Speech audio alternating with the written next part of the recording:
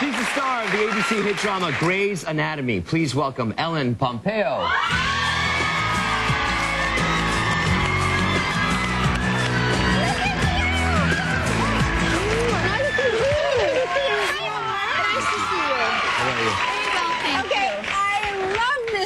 You are so sexy. Well, you know, I have to sit next to you, so I make sure that we pick the right dress. It's terrific. And you must love doing stuff like this, though, because you spend so much of your time in hospital scrubs. Yes, yes. So much fun to get to put on a dress every once in a while. Yeah, it gets really boring.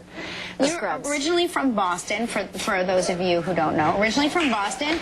Ellen is the youngest of 6 children. 6 children? Yes. I wonder what your parents, like, what their conversations were like. I don't know.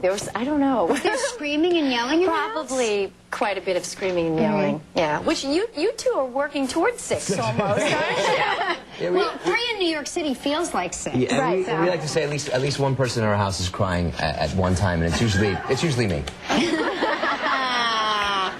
So what was mealtime like? Was it, you know, the food thrown onto the table and then you all fight for it, or? Well, you know, there's considerable age difference between me and my siblings. Oh, really? So, yeah. So there wasn't too much of that. How big? So, what's the age? There's 8 years between them and you. Yes. Oh, my God. Ah, the unexpected miracle. The oops baby. I was an oops baby. Yeah. Now, you used to live in New York City also, right? I did yeah.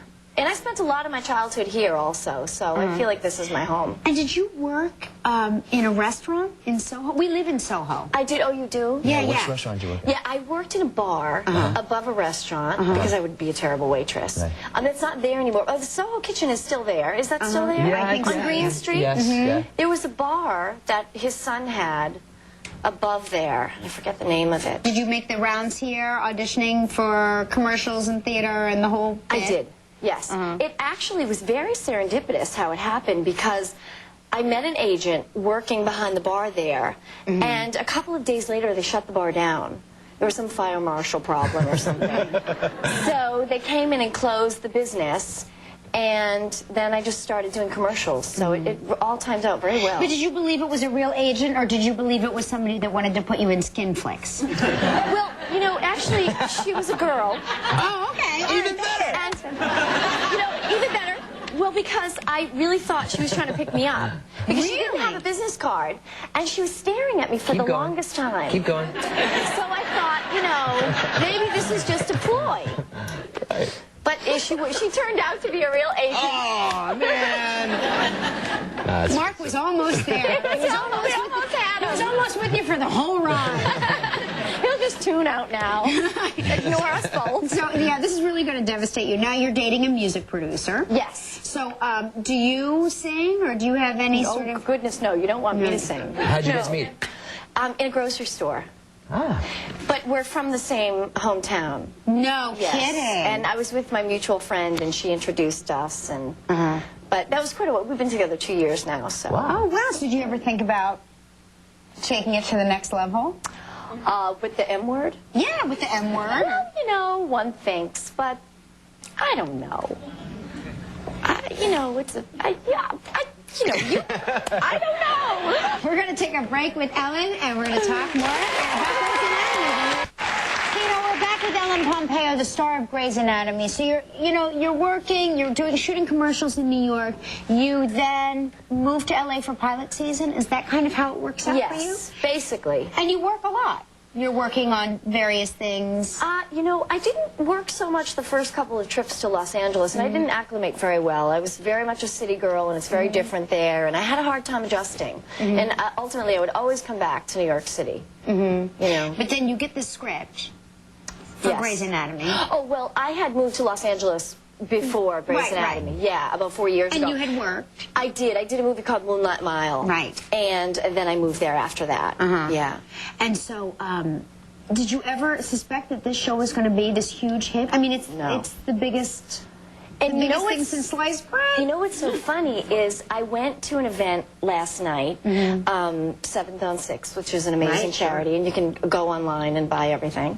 They have never done it on eBay before. And I got to see people for the first time. Usually I wake up in the morning and it's dark, and I work all day, which I'm sure you know. Right. And then I come home and it's dark, and I go to bed, and I never really see any outside people. I just see the people I work with, and then that's it, and I'm sleeping, and That's I'm why working, we got sleeping, married. working, We were the only sleeping. people we knew. Yeah, we only knew each other. That's true. So last night, for the first time, I was actually out at a party, and everybody at the party, you know, was saying, "I love your show, I love your show, I love your show," and everybody at the party. And I said, That's going to make you feel so this good. This is part of the 18 million people that watch the show. Right. Because it's always just a number you hear, you know, and I'm always just working, and I never actually see people. I'm not out there. So last night, for the first time, I got to actually talk to people who watch the show and love the show, and it was a completely different experience for me. It's got to great. make you feel so, so good. Do you put like your script on certain things? Because I know you probably have to say a lot of that jargon, right? Right, yeah. Do you like stick it places and because I do that when I have to say like really important stuff that I have no idea what I'm going to say. You know, I have, like, if it's very late at night, if it's midnight and I've been there 16 hours and it's a really long medical term, yeah. Oh, see, I have to be there for 5 minutes and it's first thing in the morning.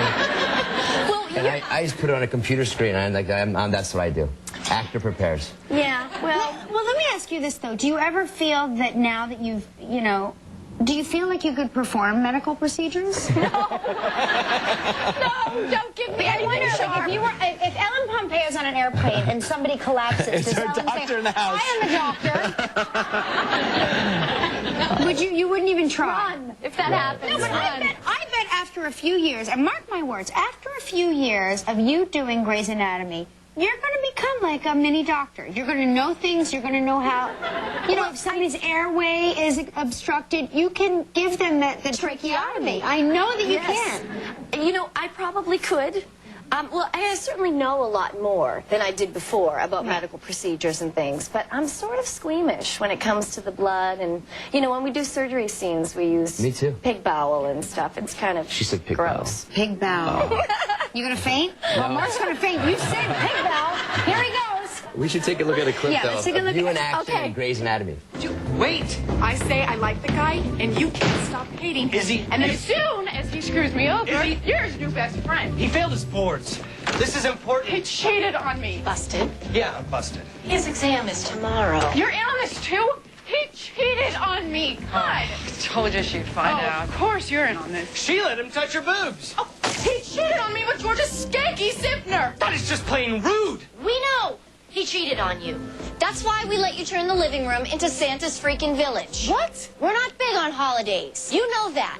But we're trying to be supportive because you're having a hard time. But right now, Alex, he's having a harder time. Why does everybody care what kind of time Alex is having? Because he's Dirty Uncle Sal. Sorry? He's Dirty Uncle Sal. The one who embarrasses everyone at family reunions and who can't be left alone with the teenage girls, but you invite him to the picnic anyway. It's Grey's Anatomy. Of course, it airs Sunday nights at 10 o'clock on ABC. We'll be right back. Thank you so much. Thank you so